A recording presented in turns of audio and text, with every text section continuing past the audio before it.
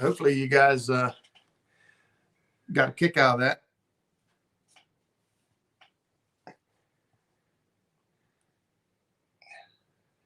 Hopefully you guys got a kick out of that. Turn this down here. What'd you guys think of that video, man? Holy cow! I couldn't stop smiling all the way through it.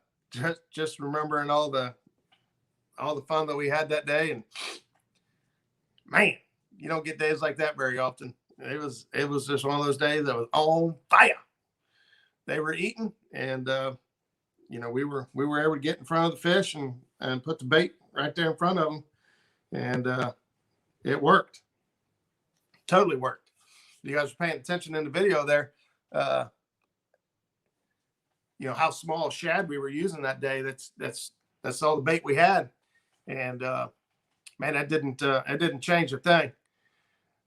Those small shad seemed to be what they were feeding on, and it was crazy. Would have been awesome if we caught a 30 or 40 pounder in there with all those small fish. Yeah, absolutely. But man, you just can't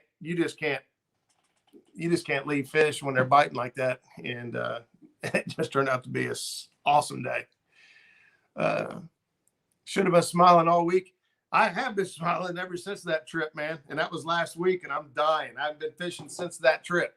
So, yeah, that was the last time I've been on the water. So expectations are high. I can't wait to go.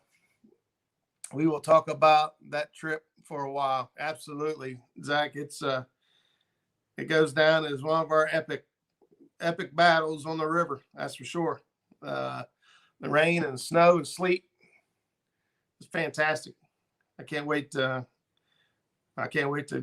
find another big hole of them like that. The river being crazy right now. I've been calling the Ohio River the Yo-Yo River. That daggone thing's going up and down so much in a single week. It's mind-boggling. Green Machine Outdoors. Hey, what's up, buddy? Brian Lanham. What is the limit on skipjacks on the Ohio River? On the Ohio River in West Virginia. So I'm not 100% sure what the question is, especially on the West Virginia side. I know in Ohio, I believe we're only supposed to possess 100 pieces of bait at a time. So, but the rules over there, I'm not 100% sure. So. Good video. Yeah, Green Machine, good video today. I dropped a couple comments on your videos earlier, man. Your videography and stuff, your drone work, man. I really like your videos and catching a big blue there in your kayak, and it's just awesome. I love watching it. I watch a lot of YouTube, man. I have a hard time keeping up with everybody. There are so many good channels out there with so much information to offer. Between the live streams, I try to stick around for hooks and hammocks. I was actually in your live stream all the way to the end. Wife started a new job, came home with a big old pile of paperwork for insurances and things like that. So we were sitting down going through it, but I was listening and watching that whole live until you ended it. But I try to help everybody out. Zach says we will always be trying to beat those numbers every trip. That blew 26 up. Yeah, the previous record on the boat was 26 in a day, and now we've got 37 to beat. So, Creole catfishing, dude, that was cool. I appreciate it, man. We had some fun. That don't happen very often, but when it does, man, I'm so glad I had the camera that day. We'd actually talked about going on live, and we decided, you know what, let's just not go live. Because, to be honest with you, live fishing is kind of difficult. You're paying attention to the camera. I end up standing the entire day. I'm not going to sit down and turn my back to you guys unless I have another phone with me or something I can monitor the chat with and talk to y'all with. So I stand for the entire day and keep the the live stream going and stuff. But we talked about it. We're like, you know what, it's snowing, sleeting, raining today. I was like, we'll just leave the live stream off and we'll go with the GoPro. I seen the comments. Somebody said the GoPro 8 has awesome video. It sure does. If I could afford it, I'd get another one. Actually, the GoPro 9 has even more cool features where you can see the camera. You can see the screen facing you. And that's later down the road. I'm having a lot of fun with the GoPro 8 that I have now, and I'm blessed to have it. So I'll leave it at that. So yeah, for those of you that were asking, that is on the Ohio River. Those fish are there. Roger I can't stop smiling. I'm telling you. I ain't stopped smiling since Sunday. Now I just got to sit here and watch it with you guys. I really enjoyed. Now I know nobody's probably going to put in here, no, that sucked. But I really enjoyed watching the live stream with you guys, be able to talk and commentate throughout the video. I thought it was really cool. Although, I had an epic video to bring. So, not all videos are going to be that dynamic or dynamite. But did you guys like doing that? I know that when Quentin Robbins did his premiere a couple weeks ago on Mark's show, that he did the premiere following, and yeah, that was really cool. I like to be able to watch the video and talk to the producer of the video during the video, and he was able to add some commentary throughout the video that wasn't actually in the video. It's awesome. Green Machine says switched over to 9s this year from the 7s and took a spanking on the transaction. Oh, yeah, they're expensive. Yep, I'd be happy with the 7 right now at this point. I like to have one set up for the looping. I have one set up looping at the back of the boat to get all the takedowns and get the overall view. Not 100% sure I like the chesty cam. This video was pretty much all chesty cam. There was a lot of footage that would have been better if I had a different angle or had the boat view. Because there was a lot of stuff going on at the same time. Because Zach was over there cranking fish in. I was trying to crank fish in. Rods were going down left and right. It was it's crazy. Laura the Explorer is in here. Laura, thanks for stopping in. Caught her on a live. I can't remember. I think it was Hooks and Hammocks live the other night. So thanks for joining. Thanks for stopping in. Stonefly close to Buckeye Lake. The depth of water we were in. The beginning of the video, Daniel, we were only in probably 15 foot of water. 15 to 20 foot of water. And at the end of the video, we were in, I believe, 35 to 37 foot of water. So same results earlier in the day and the shallow water compared to later in the day. We were fighting a lot of debris. At the beginning of the video, the dam had opened up and kicked out a bunch of debris, and we had to fight through it. That's why the logs and the sticks and everything was in line. It cleared up, but I like the front-facing displays on the 9s. Yeah.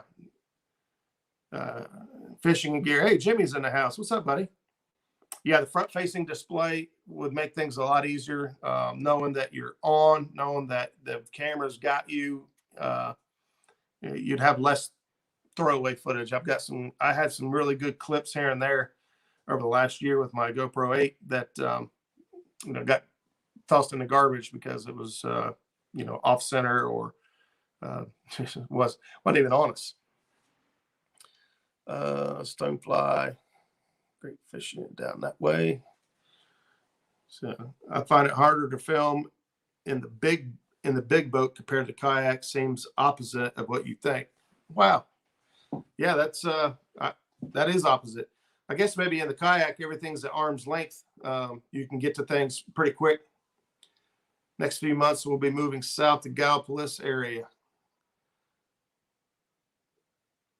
I got a whole bunch of coyotes outside howling. There's some sirens going off somewhere, and the coyotes here just fired up. I'm waiting for my dog to come screaming here in a second. Muskrat, how many different spots did you fish in the video? The video, you saw 3 spots. Well, that was 3 spots total. Two spots were actually, I think you only saw two spots. We did catch a couple fish in another spot, but I think I scrubbed those couple fish out. I didn't show every fish.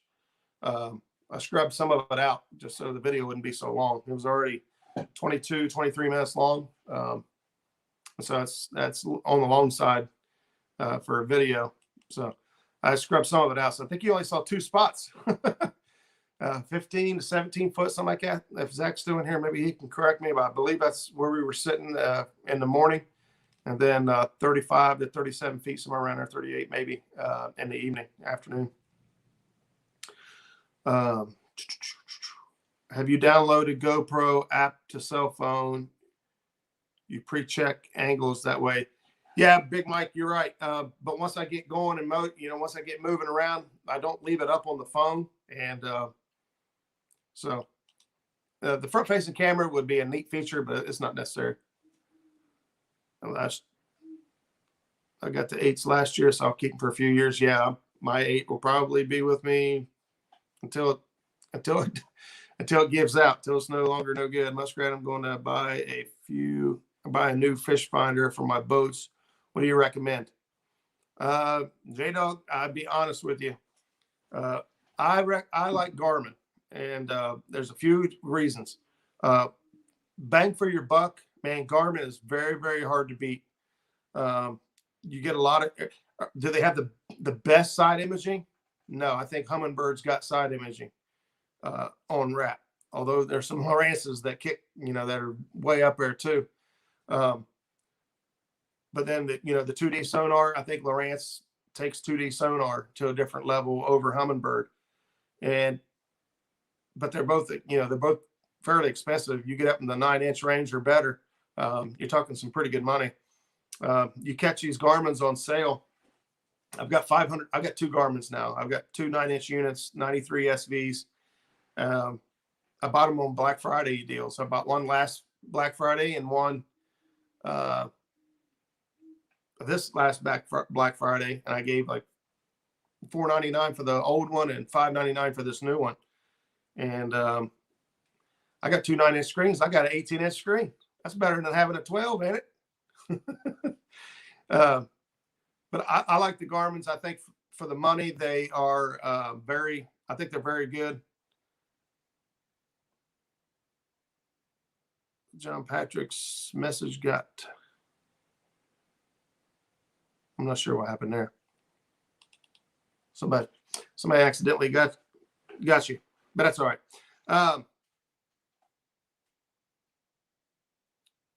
Rusty says, I need help with an idea, Roger. Rusty, lay it on me, buddy. What you got? I like my 9-inch Garmin. I got it on sale also Black Friday. Yeah.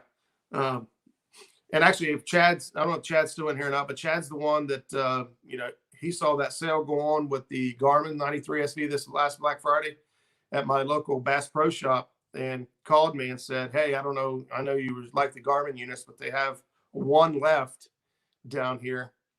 And I went down the next day and bought it and love it. Love it. My side imaging and down imaging, I think are really, really good. The 2D sonar, 2D sonar is kind of like, I feel like 2D sonar is pretty much 2D sonar across the board. Except you are going late, Roger. Yeah, Jason Ward, I started out at 8 o'clock and had a premiere video at 9, and we just kind of come back in afterwards and hanging out. Everybody wants to hang out. No, I don't know how long I hang out. I don't know.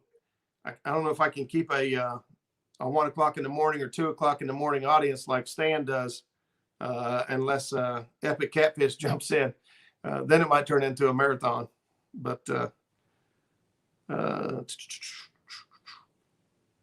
sorry, trying to keep up here.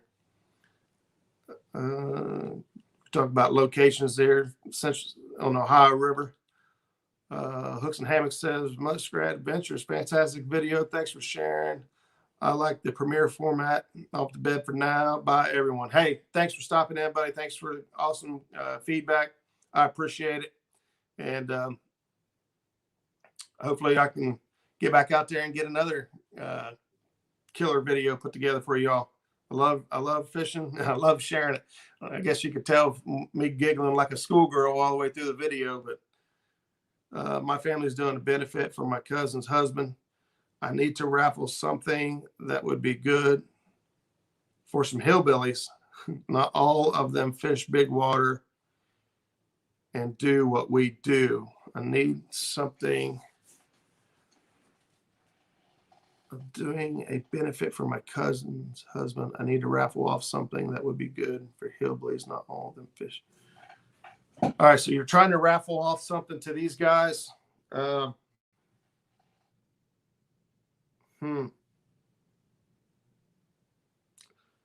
not sure what you got in mind. For a benefit like that, man, if you could find somebody that could donate or give you a discount on something, that would be the absolute best way to go. I'm guessing you're targeting me because you think I'm a hillbilly, and I represent that comment pretty well. But I honestly, I don't know. I mean, gift cards and gift certificates and things like that are always like a Cabela's Bass Pro gift card. For the people that don't do what we do to our extreme, you can get most of everything most people use in Bass Pro in a Cabela's, or maybe in Academy Sports. We don't have any Academy Sports in Ohio, but yeah, here we go. Insulated bait cooler would be a good idea. Raffle off a fishing trip with Muskrat. There you go, J-Dog. There you go, Rusty. Take them out. Man, Rusty's got the hookup. I can catch a lot of fish, but they didn't have no size to him. Rusty out there catching big fish. These guys filled up the boatload of nice fish the other day. I know when him and Paul Bird and his dad Bob were out, man, I got some pictures. Killer. My local Cabela's has last gen Garmin 93 SV coming back in March for $5.99 sellout again. I would think that the 93 SV with the 54 GT transducer, 54 GT transducer would be cheaper than that, because that's what I paid for the 54 GT. But it was Black Friday, so maybe that is going to be. It would seem like they go cheaper in that though to me. Maybe I'm wrong. It's all about the transducer on those 93 SVs. They've got a 52 GT. The one I just got was a 54 GT, and now they come up with a 56. And the 56, yeah, they're up to 56. There we go. Yeah. You won't put 3 on the boat, Muskrat. What's that? I won't put 3 on the boat. Garmin's? No, I wouldn't. I wouldn't put 3 on the boat. Maybe I would. I got a Lowrance TI7 right now that I'm mounting on the very back of the boat for when we are drifting backwards. Something I can keep an eye on the screen. Not so much like marking fish, although I love to mark fish, but more so we're facing the back of the boat when we're drifting backwards, we're watching the rods. And when we go over structure, and we got to know whether we need to reel up or, let rods down if we're going over humps and holes. So, fishing trip with the Muskrat. Think about a boomstick or something similar. Yeah. It's kind of hard to go wrong with those. I don't know in your area what's common. Shotguns are usually the way to go around here, unless you're coming up with a straight wall cartridge rifle that can be used for deer hunting in this neck of the woods.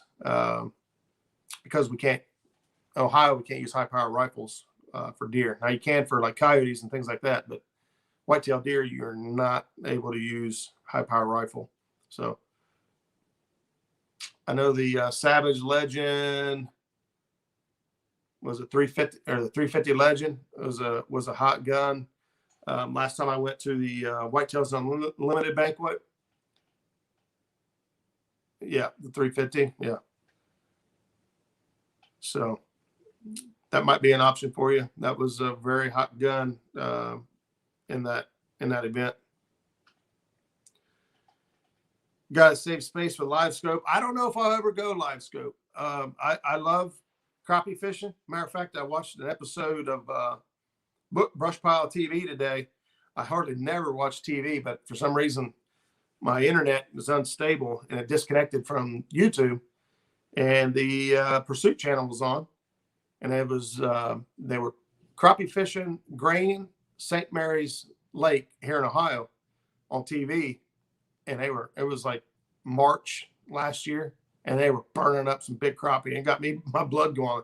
But I just don't think I'll end up with the live scope.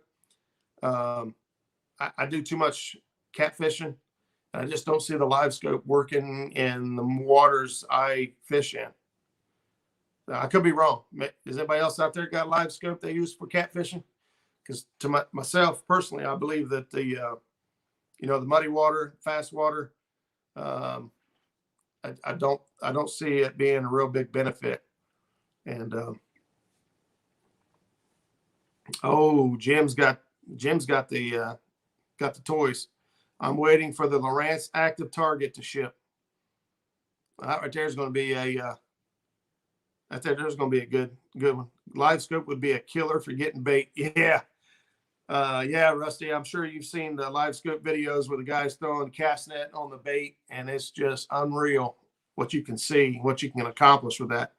And so I love the fact that you can see the bait and know exactly where it is, left, right, and all that stuff. But outside of getting bait and a little bit of crappie fishing, I don't see the live scope being an investment for me. Hagen Grubbs is in the house. What's up, Roger? Just watched your video. That was epic. Yeah, I appreciate it, man. That was a heck of a trip.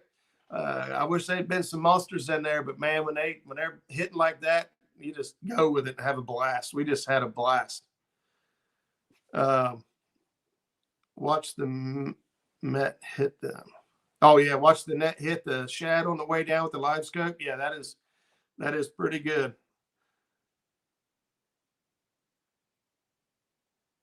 Yeah, Rusty. Same. I feel the same way. Couldn't see spending that money for doing that.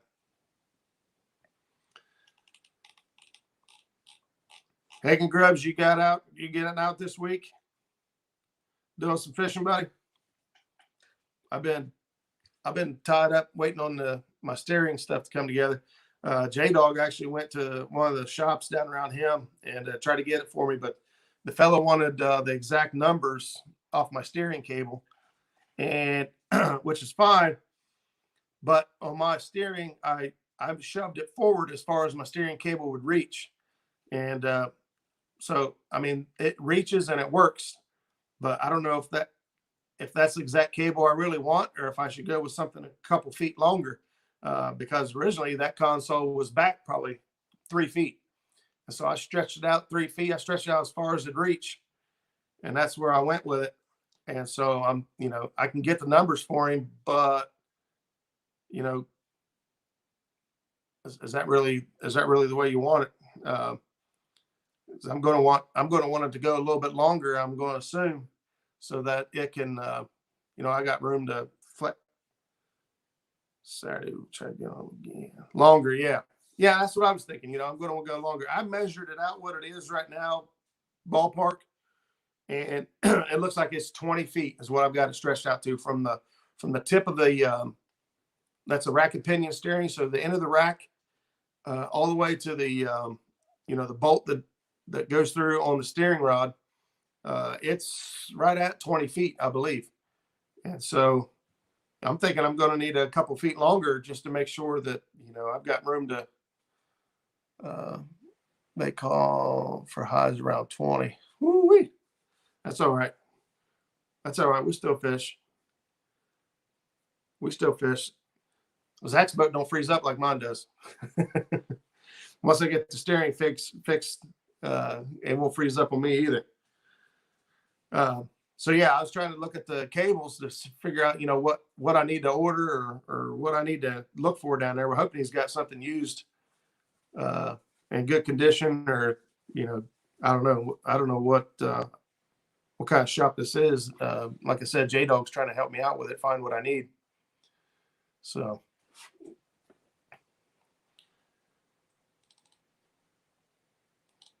calling for highs around 20. Guess it will be cold.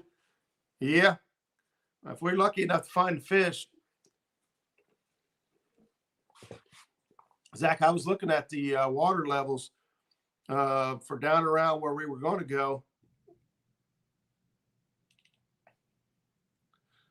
Hang on, I'll get back to that in a second. Down for where we was going to go, the water's going to be dropping pretty hard all the way up until Saturday.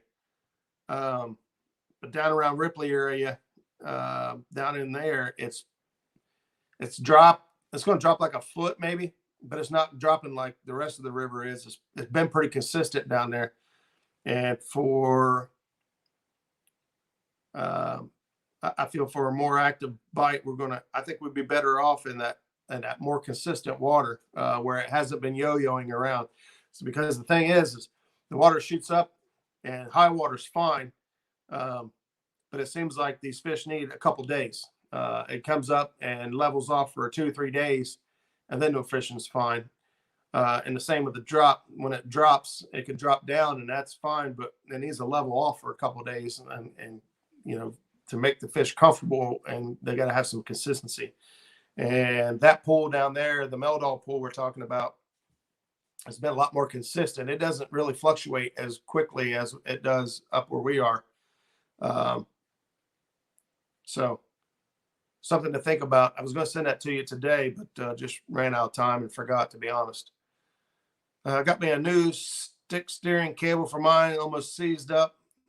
Thought it was the outboard pivot. It was easy tie to turn. Order one next day. It's $174. Woo-wee for a stick steering cable. Oh man, that boat's going to cost you. That boat's going to cost you before you ever even get it out there. Got your steering for around $200. Yeah. Yep. I don't have the $200 to spend right now. So I'm going to go trying to find a cheaper alternative to get this thing put back together. If I can't find it cheaper, I'll just have to wait a little bit longer to get some money put together for it. The real question is, when are you coming to fish the Potomac? Man, you guys there's so many of you guys fishing that over there, catching good fish, man. It's on the list. I definitely want to come over and fish it. Same with Stan. I'd love to come down there and fish with Stan. All those guys down there fishing the James. I'll be honest. If I could afford it, I would go on like a tour, and I'd be down in Louisiana fishing with Creole. I'd be out there fishing the Potomac. I'd be over fishing with Rusty on the Mississippi. Paula Smith fishing down in Tennessee. All you got. I just fill up my calendar with invites, and I just keep traveling, but I can't afford it. Come to Santee. Yeah, I would love to come to Santee, man. Drift the dragon down through there. It's on my list. Those shallow waters and stumps that I hear about. When we was down in Wilson and Wheeler dragging, man, I was like, man, this is I love it. I love dragging. I love dragging and suspend drifting. Like I said, we got down there, we got in some trees, and I'm telling you, these trees come out of nowhere. They about touch the boat, and every dragging rig I had, gone, lost them all almost. So I need to get with Jimmy apparently and try out some good dragon weights. Cable, not the whole boat. Not sure what I missed. I put stick steering on my pontoon. I can use it now like it is, but don't want to end up on a bank. It's all good. Got to pay to play. Could sell one bait caster rod set up, make up for the boat. Yeah. Yeah, you're right. You're absolutely right. That's what they say. Bust out another 1,000. Jason Ward, the YouTube catfish tour, man, I would love it. Zach, night, buddy. Thanks for sticking around. Thanks for the awesome day, Sunday, and looking forward to Saturday. I'll get with you tomorrow. We'll work out some details. I know Zach or Skip's birthday Saturday too, so I'm not sure if we got what our plans are. If we got room to put Skip in the boat, or if I need to sit one out for him. I don't want to, but I will. It's his birthday. It's his birthday. Let's see what else is going on. Well, good night, folks. Got to get up early for work tomorrow.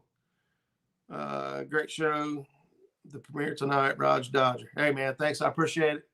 That video is going to go down as my favorite video right now because it was so much fun to make.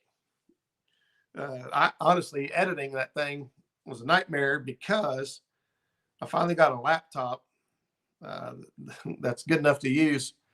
And I put a program, I tried to find a program to edit on, man, trying to learn a new program based off of everything else I've done up till this video is the very first video I've ever done that wasn't on my cell phone. So could have been probably a lot cooler and cooler effects, all that fancy stuff. But you guys just wanted to see the fish, right? It was plenty of fish to be seen. So get with that. Oh, what did I left a couple things out. I thought earlier when we was talking about things to do on the boat. I think we actually covered them. I covered them indirectly, but we talked about the lower unit, changing the fluid out, water impeller, and different things this time of year. That's great to take care of while the fishing's slow, or if you do winterize your boat. Editing is insane once you get to multiple cameras. Yeah, maybe it's a blessing that I don't have multiple cameras. Gets worse when you use a software that requires a minimum of 32. Holy cow, Rusty! I'm not real. I'm not a real tech savvy guy, but I know that is a lot of RAM to use for software. Holy cow. I don't even know what the system requirements are for what I'm using. I'm using Shotcut.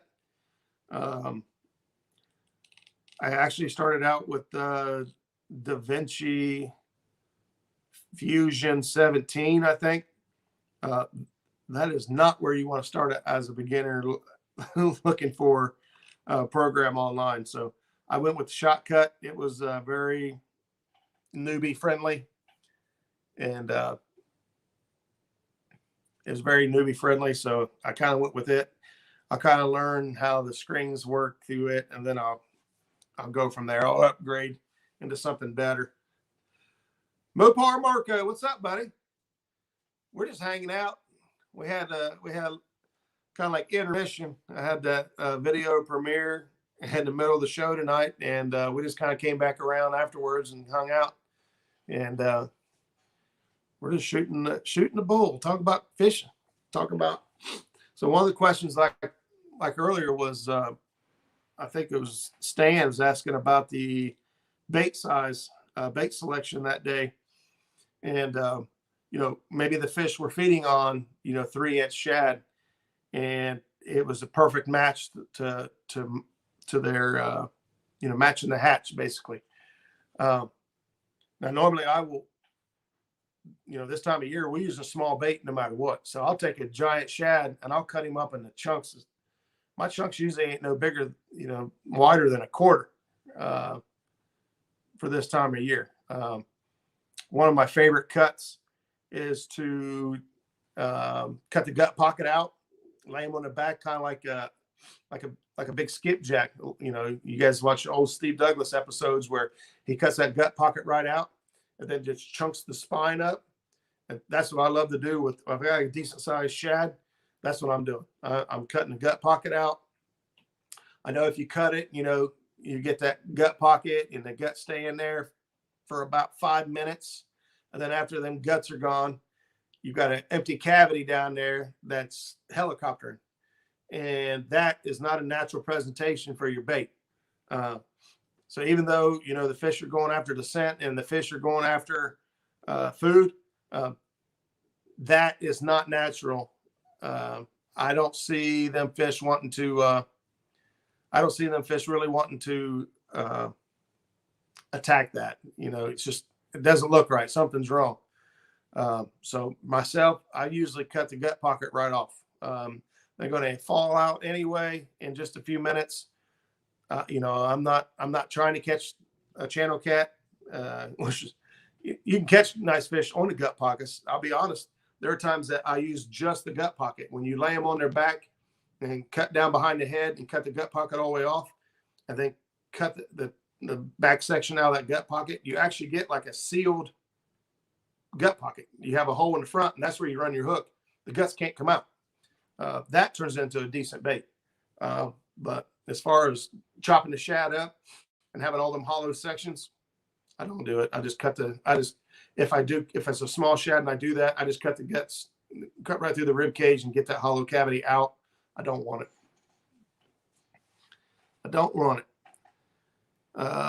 Have no Facebook or anything else. Oh, I got you. Stonefly. We're talking stonefly there. Catfishing with old dad. Bunch of blue cat fishermen in here. I just started fishing in blue cat waters recently. I am catching numbers consistently, but what is one feature that you would look for that might hold bigger fish? Well, are you fishing from the bank or are you fishing from a boat? It's going to be probably the first thing to check out. And that's a good question because it's a question I've asked, a few of the old timers or the few of the guys. I wouldn't call them old timers. Don't repeat that. But some of these guys that's been doing this for a while and got a lot more knowledge than me is, do the smaller fish hang out with the bigger fish or will they separate? And I don't know the answer to that, to be honest. But for me, looking for bigger fish on electronics, you can tell a difference in arches. When you look at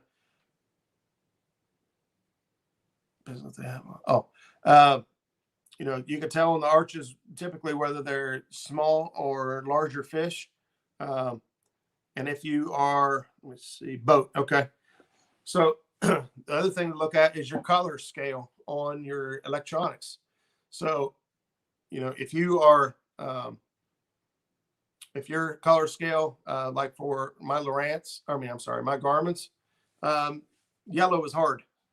And so if I'm marking fish and I see that there's a lot of yellow in them and they're big, probably not catfish. I'm going to move on, So am I going to eliminate that? I'm going to start looking for them purples and reds and blues. Now they're going to have a little bit of yellow in them because their skull is hard, and you're still going to see some yellow. But I'm going to move off to right there, like Lynn Lieber says, deeper holes and drop offs. Channel ledges, deep holes right now, especially depending on your water condition.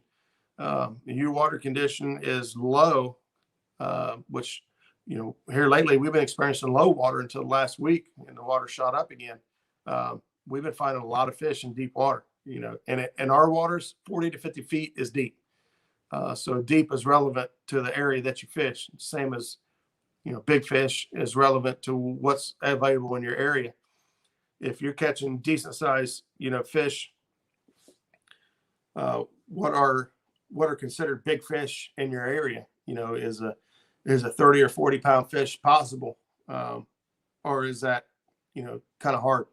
Around here, 30 to 40 pound fish are possible, but they're not common. I'll tell you, Skip Stewart caught a 60 pound blue. Big. That's big. Depending on what part of the river he was on. If he was bordering West Virginia, which unfortunately he wasn't at the time, that was a state record fish. If that fish just swam a little farther upriver, that was a state record. And so when you're talking, relative to the body of water that you're fishing, you got to know what's available there. first.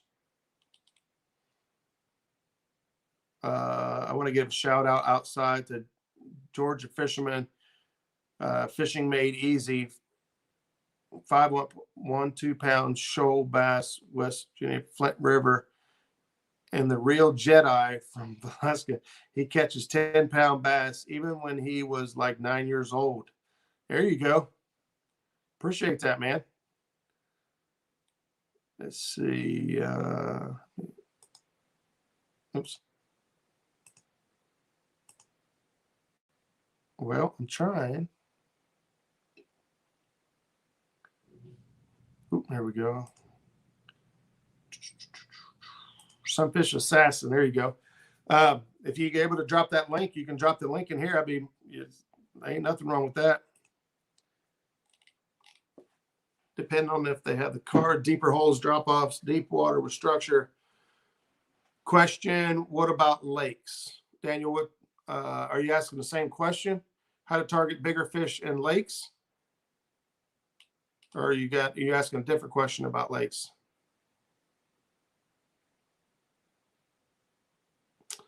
Yeah, Odad, now the all yellow, you got to be careful because I don't want to say that the yellow is not catfish. All yellow is not catfish on the Garmin. If there's on one of the screens, you'll have a bar off to the side, and it will have your color scale. It'll have your color scale top to bottom on it, which will be yellow, going into orange, red, I think purple, then blues and whatnot on the bottom. And so that color scale is going to help you determine whether that is a scaled fish or a soft fish. Now, a big fish is going to give you a good return, and it'll come back hard. So on the big fish, you can actually normally see it'll be yellow with a lot of purple and blue in it. And you can actually see the yellow up at the front of the fish, the head. And it takes a while to get looking at these, but you can actually tell which way they're facing, depending on which way they come through the cone. Your 2D sonars come through the water like this, and if this fish is sitting out here off the side of the cone, you don't get a whole reading on him. You get part of him. So you got to think that the information you're seeing is a little bit different than than what you can interpret. Not everything is going to be crystal clear. You also got to think that you're only seeing a third of your scope. So it's a 1-to-3 ratio. So if you're in 30 foot of water, your scan, they say, is only 10 feet wide at the bottom. Well, that's not counting all these fish that are outside that cone that you're not seeing. So that's when your side imaging really, really comes into play. I'd say if I had to go away with all my other screens, I would say side imaging. Side imaging would probably be my number one screen. My two Lowrance, I keep saying that. My two Garmin units that I run, one of them is just side imaging, and the other one is 2D and down scan stacked on top of each other, so that I can compare as the information comes across the screen. I can look at the two and say, "Oh, okay, yeah, it looks like a pile of fish, but it's a stick or it's a log sticking up." And then the other screen, I use all side scan, and on my side scan, I can see fish in the water column. I can tell if they're beneath the boat. I can tell if they're on the bottom. I can tell if they're suspended based on their shadows. I can tell how far away off to the sides they are. For me personally, side scan is probably my favorite tool.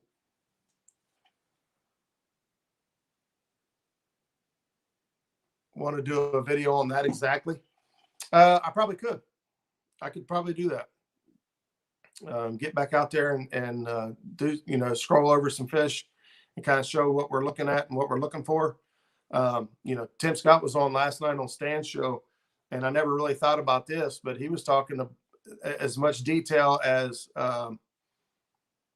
telling whether the fish were nose down or nose up. And a nose down fish nose down, tail up, as an actively feeding fish. And of course, that has a lot to do with the position on a deep hole. So let's say you're scanning over a deep hole and the current flow is going this way, and the hole drops off here behind it, and you have fish stacked right here. They're at the very front of the hole. These fish, as soon as something comes over that hole, these fish want the first opportunity to get that food. So they're actively feeding. These are catchable fish. And when the fish get down in the bottom of the hole and they're resting, they become a little less aggressive in the bite. And then as they come back up out of the hole, if it's coming back up the other side here, the fish in the far back of the hole are typically not feeding fish. So if you see fish that are right up against the front, or right, there's a hump in the water, and like I said, the water's flowing this way, and that fish is right here, he's ready. Those are feeding fish. Those are the fish that you can catch. The fish in the video, that's what was going on. We marked fish. There was a drop off. There was a hole there. The fish were all moved up in the hole, in the front of the hole. Of course, there were a lot of fish. They would come from everywhere. So in that video, I think that we got away with it no matter what we did. But that it helps tell whether or not what kind of mood the fish are in, based on their position.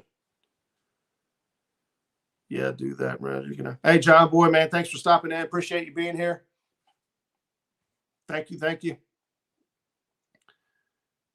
you guys don't mind hitting a thumbs up.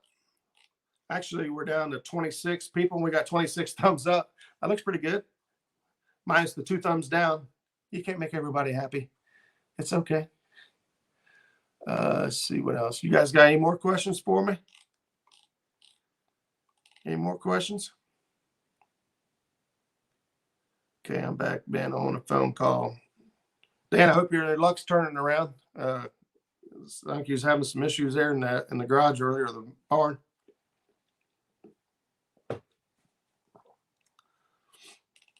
Yeah. Catfishing with Odad. There's information out there on Garmin. It's not as easy to find as Lowrance or Humminbird. So you got to really kind of dig.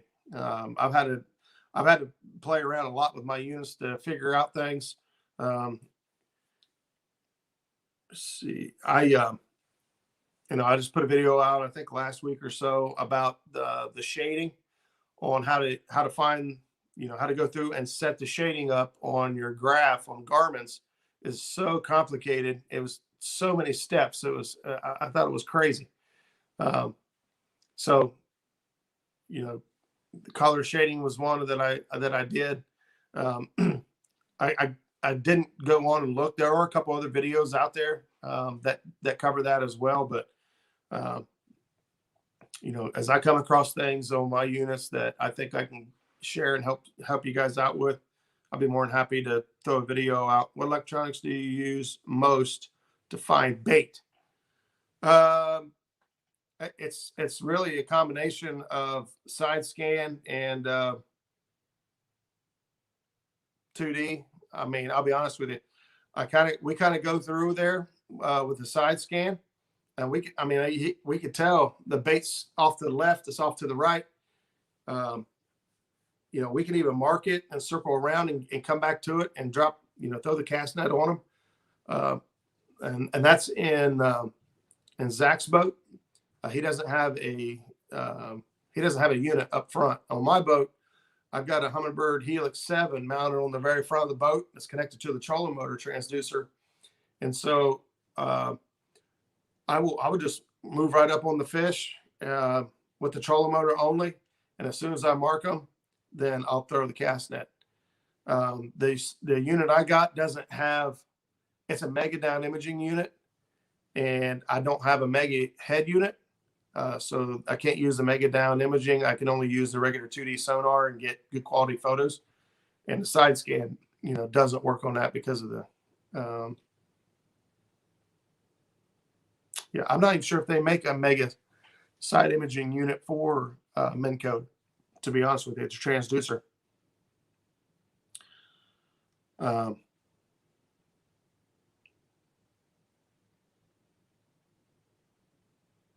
I'm taking some special out this week. I have to get them on fish because I don't normally fish deep water. Daniel, what's deep? What kind of water are we talking about compared to what you normally fish, or what's relative to that area? How deep are we talking? What area are we talking to? Just because I can't remember what area you're fishing.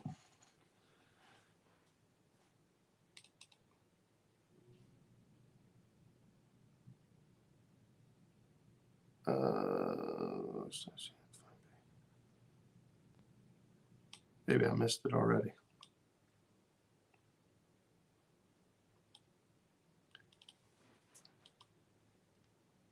Yeah, stand 3. When you find the bait and you just circle back and get right on it, it's very rewarding. I'm lucky. I've catch most of my bait in a marina. There's a certain marina that I go to that typically gives me the bait. There are some creek mouths that I check that will have 90 foot. Holy cow! All right, well, you're not fishing around here. So we'll get back to that in a second. But with the water going up and down, it really helps the bait situation out. When the water was low, like it was when you guys saw the video we just put out, the water was very low. It's like normal pool, and it's not supposed to be normal pool right now. It should be high, but the water had been low for like a week. That's why the water was crystal clear. The bait had no reason to have to be in a marina or a creek. They were free to roam all over the river. There was no current. And so the bait was very hard to find. That's why we were using such small shad, because that's all we could get. Now that the water's going back up and back down, then it really pushes the bait back up in the creeks and the marinas and things where they got to get out of this current. Even when I catch fish in shallow. Yeah, even in the winter, I catch fish in shallow. Yeah, and that was going to be part of the question was you're going to fish 90 foot, and I don't even know. We have no. I guess in Wheeler or Wilson, we reached depths of 120 foot, and that was just crazy to me. I actually caught fish in 80 or 90 foot, but if you're fishing 90 foot, it just all depends. I think you said you was talking about a big lake. So 90 foot drop in a big lake. I would worry about. Well, my wife just came running in the room making faces at me. So I guess she was awake right now. I would think about what's next to that 90 foot. If you have a big flat of any type, I would maybe concentrate more on that flat, especially if you got some sunshine this weekend, which you say you're in Texas, so I'm not 100% sure what your water temp is and or what your weather condition is going to be like.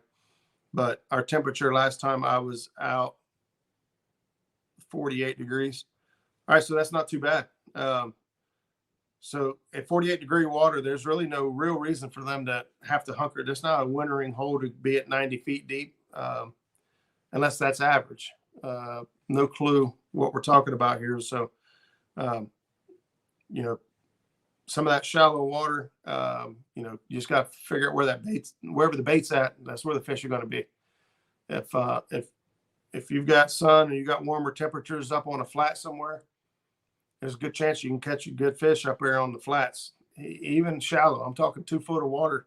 You can catch big blues in 2-3 foot of water. I've done it. I've seen it done. I've seen it done more times than I've done it. Because even though I know better, I don't feel like even though I know better, I don't go fish some shallow areas very often, and I should. But I feel more at home in 15 foot of water or better. Lee Reed's in the house. Wish I could have a blue cat day here like your video, dang. Hey, man, I appreciate it. I appreciate it. I was putting those, I put some of those rattles to work as you saw.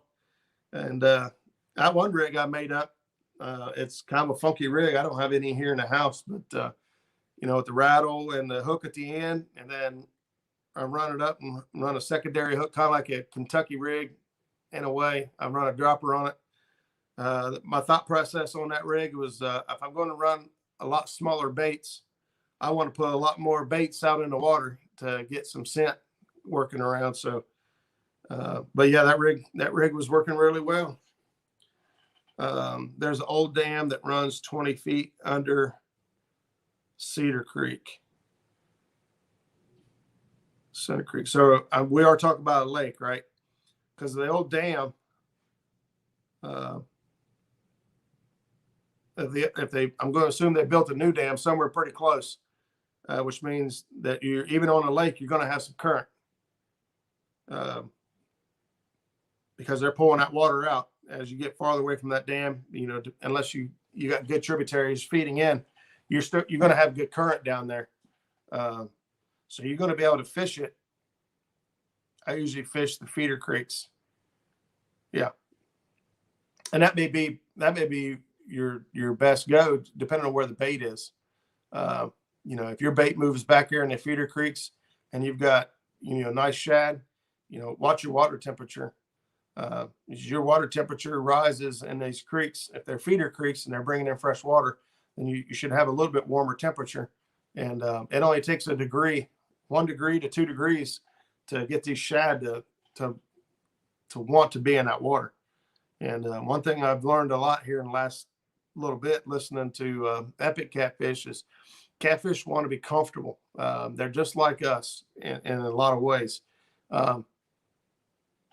When you're comfortable and you're feeling good and the temperature's good, you're regulated or whatever, you're hungry, you feel like eating. But like you've been out in the sun all day and you're pouring sweat and you don't want to come in here and sit down and eat a big old bowl of beans and cornbread. You want to eat light and you want to eat cool. And opposite, when you're freezing to death, you feel slow and sluggish. You're not gonna go gorge up. Oh, maybe you are. Maybe that's not a great example, but when they're comfortable, they eat more. Jason Ward, best blue cat day was 30 fish, about 450 pounds. May never have another day like it. Holy cow. That is a fantastic day.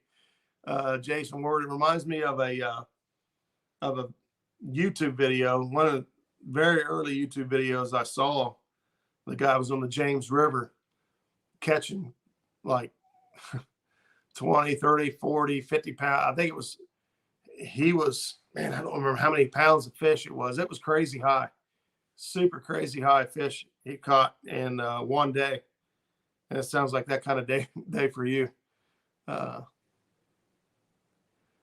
Jim Catman Clark says, I eat anything, anytime. Yeah. Stan 3 knows what I'm talking about. That video, man, I can't remember. I thought it was like 800 pounds of fish or eight plus. I don't remember, but it was a crazy video. That guy reminds me of myself, the way he was laughing and carrying on. That's kind of how I sound in my video. I just dropped acting silly, but the temperature is supposed to drop Saturday, and that's when I'm going. Will they stay in the creek? It depends. For me, if you've got a cold front moving in, I like to watch the barometer. Have I made a complete sense out of the barometer? No. I do feel like when my barometer is 29.5 or lower, I get a better bite. And I know that there it is, 760 pounds in 4 hours. That's crazy. That's just crazy. Stan, looks like you just went and found that. If you want to drop that link in here, go right ahead, because that is crazy video. if anybody wants to check it out. You got to come back, though. Don't leave just because we dropped video for you. But yeah, so if the barometer is reading steady, which is more what I gathered out of the reading barometer than the ups and downs. I've been out. Me and my wife was out just a week or so ago. It was a super windy day. I got it here on live. I think it says windy day on the river or something like that. We catch 18 fish in a row, and the barometer was like 30.8, which is really high for, that's high, almost 31. And so according to the barometer, should have been a bad bite. Wasn't a bad bite. It was good. It turned out, caught a lot of fish.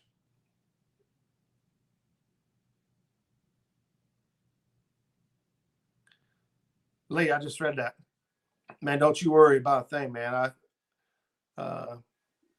Sorry for the loss in your family. Family first, brother. You take care of that. This is just fishing. I appreciate what you've done for me up to this point, and you take care of whatever's going on there. You worry about me and Joe way later. Don't worry about us. Thoughts and prayers for you and your family, buddy. I hate to hear that. Sub 2 stands fish. Oh, 2 stands 3. No, I just remember watching it. Oh, okay, I got you, buddy. Yeah, I threw a wrench at you so you can drop it if you want.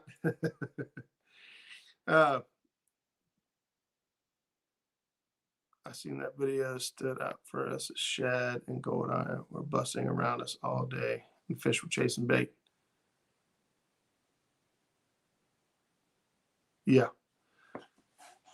Yeah, when the fish are actively feeding, it doesn't really it doesn't seem to really matter what you're throwing at them, if they're in that state of mind. What causes that frenzy of fish to feed? No idea. If we could figure it out, we'd be millionaires. But water conditions, weather conditions, barometer, moon phase, all that stuff. Do I pay attention to it? I do. I pay more. I'll be honest with you, and this is something I haven't done until probably the last 6 months. I pay more attention to the conditions when I have a good day than I do when I have a bad day. And because on a bad day, I'm quick to blame it on something. The full moon must have did it, or the barometer was bad, or whatever. It's easy to blame why we fail instead of learn from it. And so I find myself, taking all those things into consideration. I don't keep a journal or a notebook. I should, but I don't. But more recently, I've been keeping in consideration on all these good days. So I do have all the information on that day. Barometer was, and I tell you,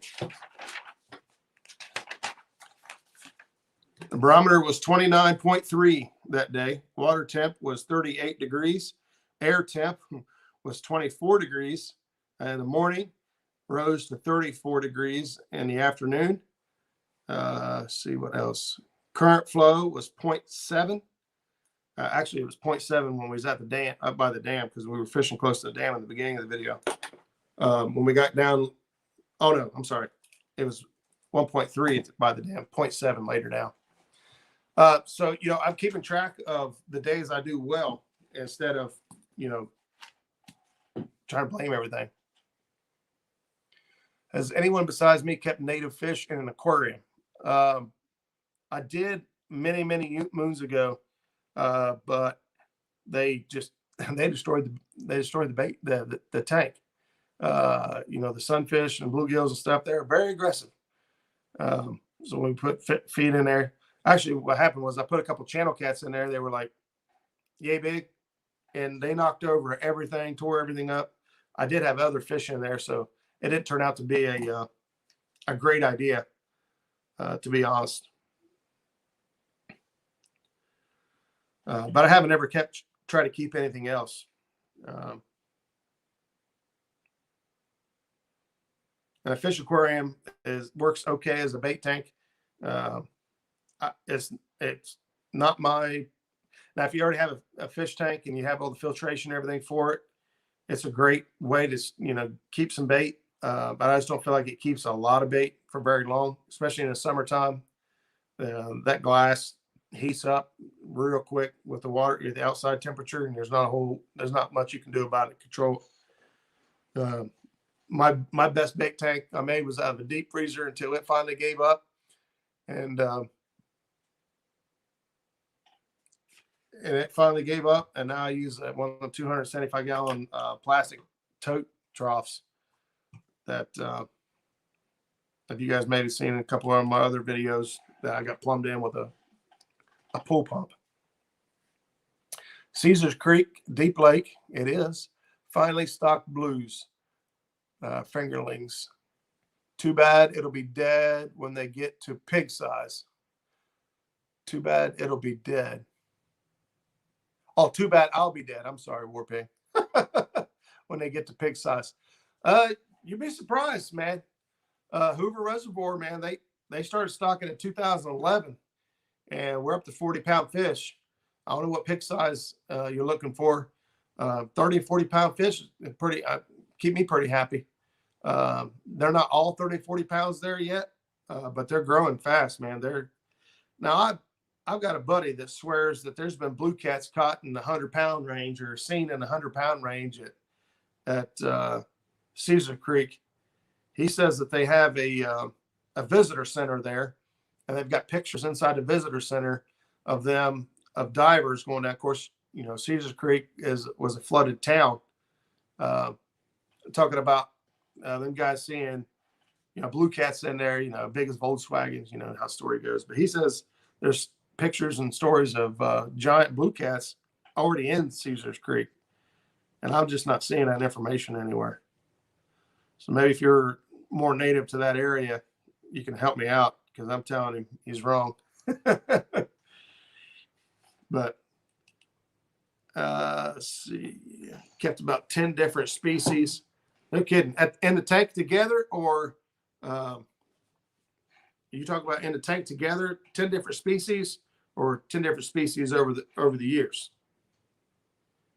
I fed a brown bullhead about a 10-inch mouse.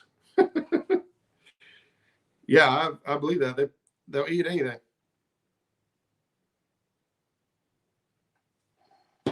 They will eat anything. I heard that too. 80-pounder this year. Okay. Well, maybe there's some truth to it. I'll be honest with you.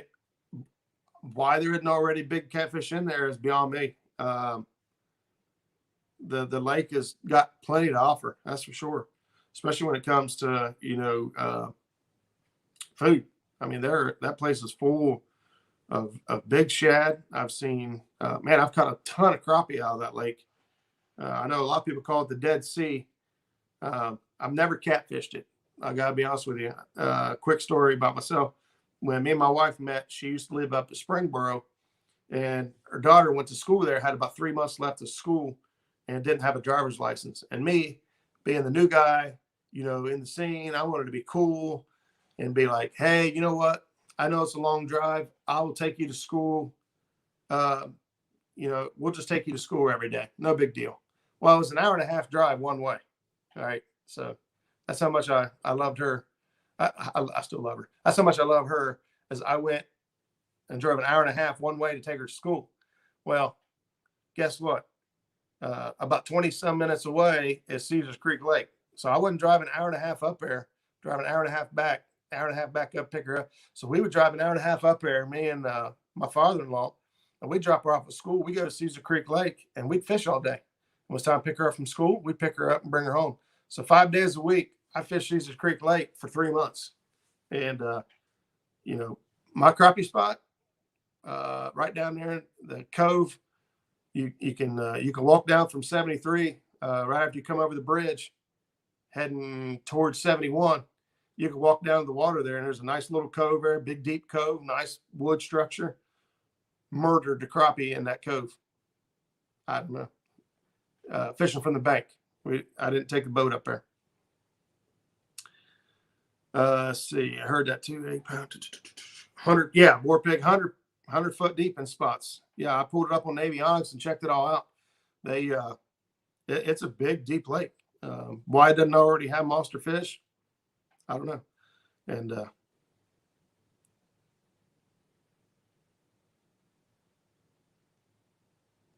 let's see. I'll get back to that in a minute. I agree with Stan. Hooks size fish we can get. A catfish wish. I must have missed something. I had a warmouth that would eat any kind of meat I was eating. Steak, pork, chicken, jelly worm. Once my ex's son fed him, it would bite your finger. I kept it for 2 years. Yeah, a warmouth is a different type of creature. That's for sure. Man, I love those things for bait. They never give up. It's like they have no quit in them whatsoever. It's like even when you grab a hold of them, it's like they start having seizures or they're being electrocuted or something. You could feel it in your hand. It's unreal. The energy those things got.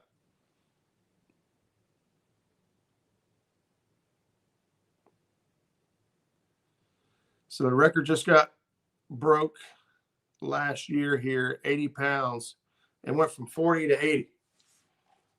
There you go. That's the Texas on your body of water there. But this goes to show you, sometimes you have no idea what's in your water, what your waters are capable of, until somebody pulls it out.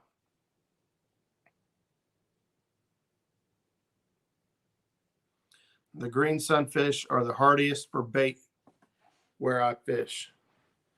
I believe that. I believe that. I love an old pumpkin seed. I'm not sure what you guys call them. Sunfish Session probably has all the proper terminology because this is his game. Ever fished Cowan, my favorite over Rocky? No, I've never fished Cowan Lake. Rocky Fork is my home lake. Rocky and Paint Creek used to be my go-to lake, but I tell you, over the last probably 8 to 10 years, I have switched over to Rocky Fork. And minus the pleasure boaters, I really like Rocky, but I've never fished Cowan. I've heard it's really good. I need to get out of my comfort zone and start hitting these other places. So, yeah, I'm actually, well, I won't go there. Pumpkin seed is one of my favorite fish. I've caught some monster flathead on pumpkin seeds, and Blanchester is home. Okay, I got you. I've caught some monster flatheads on pumpkin seeds and warmouth. It just seems like they just go crazy on them. Does anyone catch catfish on creek chubs? I can catch them readily. Yeah, creek chubs is one of my top 3 favorite baits. Period. A big creek. The only time I don't like creek chubs is like in the heat of summer when the gar are just bad. For some reason, that soft bait and gar just tear them chubs up. It's hard to keep the chub. So my buddy, he swears by it, and I kind of have to agree with him because I've seen it done so many times. He'll take a chub and he'll curl it up on a hook like a night crawler. I mean, he'll run it clear through right in the mouth and right out the butthole, and he'll put it on the floor and pop it like a zit, step on it, and it's just a curled up chub, and fish that. And man, he has caught some nice blue cat on them curled up chubs. I mean, he's caught blue cat, flathead, channel cat.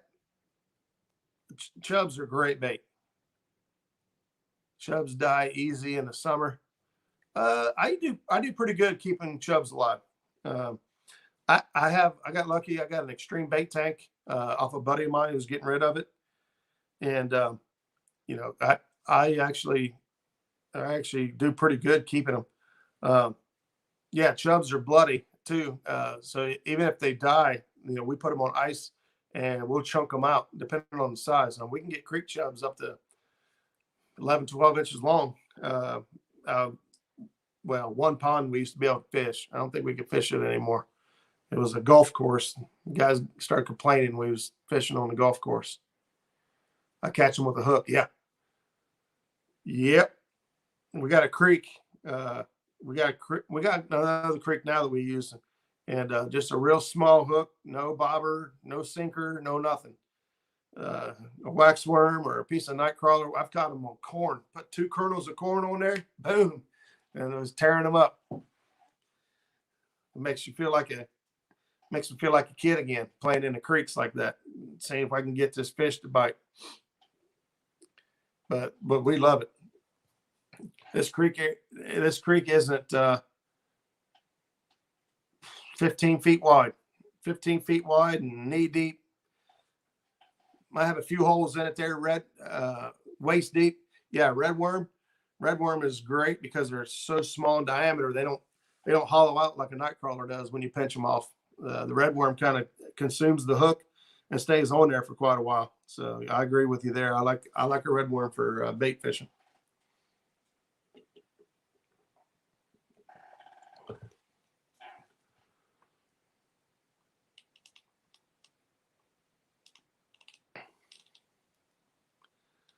Not 3 foot, couple good holes. Yeah, that's crazy. I've seen creeks like you said, 3 foot, and some good holes, and it'll hold. I mean, it'll load up with some monster chubs.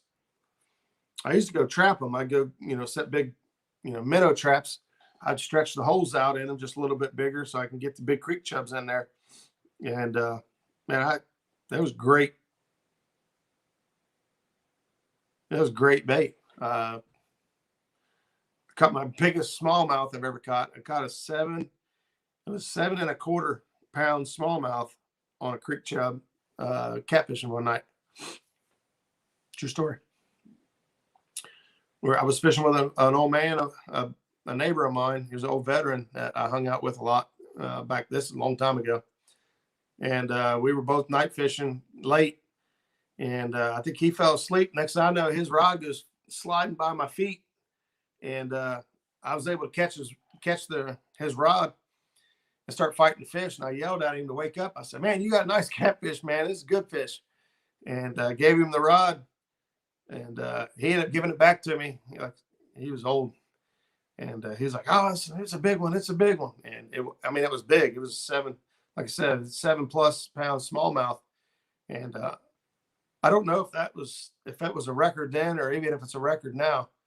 Well, we weighed it, and then we ate it. We took pictures. I got pictures, and we ended up eating the thing. Like I said, I was probably 18 or 19 at the time. I don't even know if I was 19. So that was a long time ago.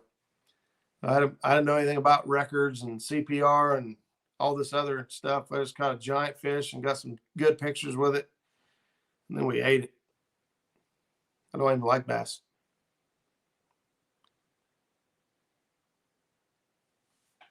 Yeah, that is huge. Probably still is huge. I don't even know what's a good smallmouth around here. I love creek wading and catching, some smallies in the creeks. I haven't done it in a few years, but I love doing that.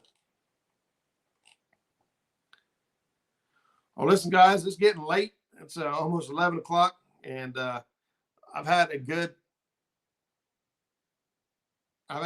time in here. We been hanging out for a long time, so I'm going to shut her down and get some sleep, and we'll catch you guys back here next week.